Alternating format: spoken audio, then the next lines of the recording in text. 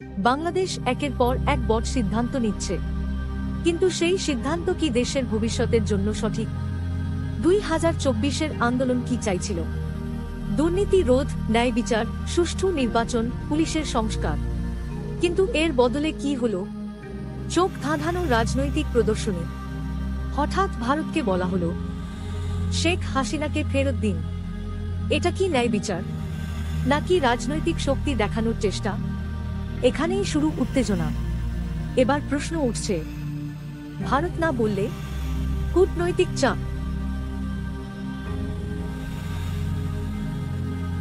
ভারত হ্যাঁ বললে আন্তর্জাতিক বিতর্ক, মামলা লম্বা হলে রাজনৈতিক গতি থেমে যাবে। হাসিনা ভারতে থাকলে রাজনীতিতে স্থায়ী অনিশ্চয়তা। এক কথায়, এটা এমন এক খেলা যেখানে জেতার পথ নেই। বিশেষজ্ঞরা বলছেন, বাংলাদেশ যেই দেশের সাথে নিরাপত্তা, বাণিজ্য, বিদ্যুৎ ও যোগাযোগে সবচেয়ে বেশি নির্ভরশীল, সেই দেশকেই এখন পরীক্ষা নেওয়া হচ্ছে। আরও এক গোপন সত্য, বাংলাদেশে যখনই রাজনৈতিক সংকট হয়েছে, তখনই বিদেশনীতি হঠাৎ বদলে গেছে। 1990, 2007 আর এখন 2024, ইতিহাস যেন আবার ফিরে আসছে।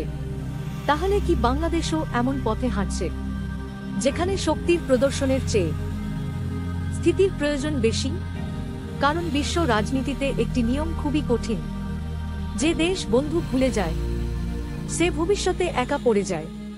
এবার প্রশ্ন আপনার,